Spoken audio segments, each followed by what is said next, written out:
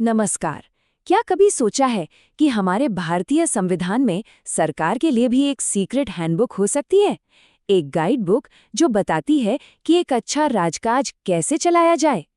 आज हम इसी हैंडबुक यानी राज्य के नीति निदेशक तत्वों या डीपीएसपी के पन्ने खोलने वाले हैं, और वो भी कुछ ऐसी मजेदार ट्रिक्स के साथ जो आपको हमेशा याद रहेंगी। तो सवाल यही है, आखिर ये कौन सी गाइड बुक है जो हमारे संविधान बनाने वालों ने सरकार को सौंपी? इसका जवाब ही हमारे आज के विश्लेषण का दिल है। ये है राज्य के नीति निदेशक तत्व, जिन्हें हम शॉर्ट में डीपीएसपी कहते हैं। ये संविधान के पार्ट 4 में आर्टिकल 36 से 51 तक दिए गए हैं। वैसे ये आइडिया हमने आयरलैंड के संविधान से लिया है, और इसका मकसद देखिए, इसका मकसद सिर्फ राजनीतिक आजादी नहीं, बल्कि एक ऐसा कल्याणकारी राज्य बनाना है जहां हर किसी को सामाजिक और आर्थिक न्याय मिल सके।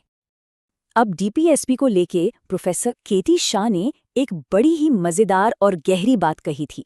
उन्होंने इसे एक ऐसे चेक की तरह बताया जिसे बैंक अपनी मर्जी से ही कैश करता है। पता है इसका क्या मतलब है? इसका मतलब है कि ये सिद्धांत गैर न्यायिक हैं, यानी अगर सरकार इन्हें लागू नहीं करती तो आप उसे कोर्ट में नहीं घसीट सकते। ये कानूनी मजबूरी नहीं, बल्कि एक नैतिक जिम्मेदारी है।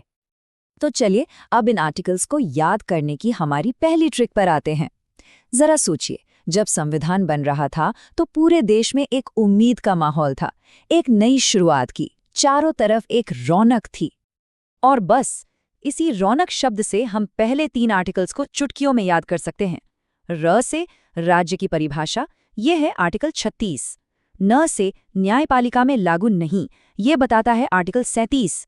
और क से कल्याणकारी राज्य की स्थापना का लक्ष्य, जो आर्टिकल 38 में है ना कमाल की ट्रिक? चलिए अब तैयार हो जाइए एक रैपिड फायर राउंड के लिए। हम कुछ और जरूरी आर्टिकल्स को ऐसी ही मजेदार मेमोरी ट्रिक्स से फटाफट समझेंगे। सबसे पहले आर्टिकल 40, इसमें जो 4 का अंक है उसे जरा उल्टा करके देखिए। पी जैसा नहीं लगता, और पी से पंचायत, तो आर्टिकल 40 ग्राम पंचायतों के संगठन की बात करता है। अब आर्टिकल 44, यहाँ तो और भी सीधा है।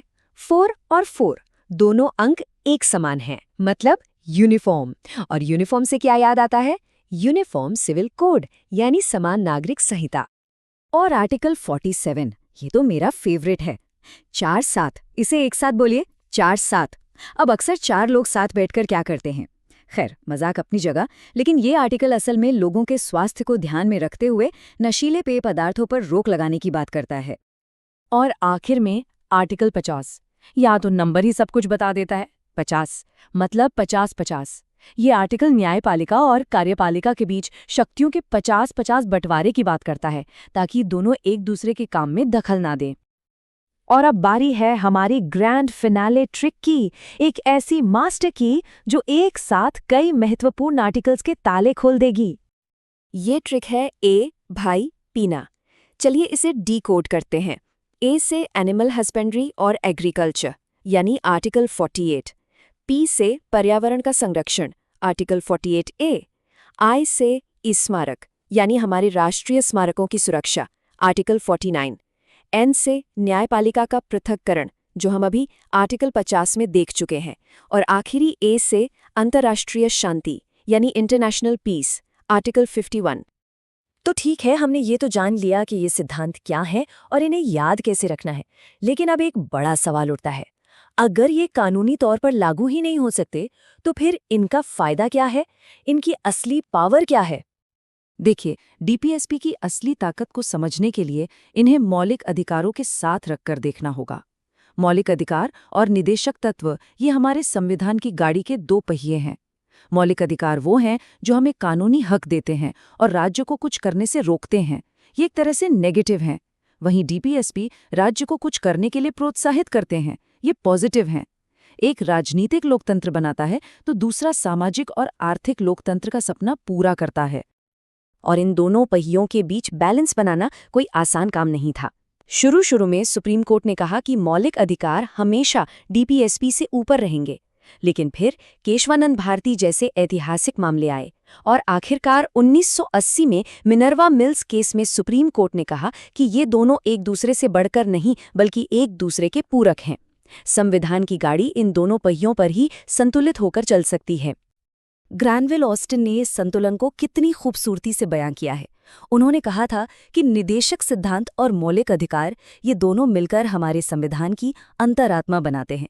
ये सिर्फ कानून की बातें नहीं, बल्कि हमारे देश की नैतिक दिशा है। तो आखिर में एक सवाल के साथ छोड़ जाते हैं। अगर डीएसपीसी को अदालत में लागू नहीं किया जा सकता, अगर ये सिर्फ नैतिक निर्देश हैं, तो फिर ये किसी भी सरकार के काम को परखने और एक देश की तरक्की का सबसे बड़ा पैमाना कैसे बन जाते हैं? सोचिएगा जरूर।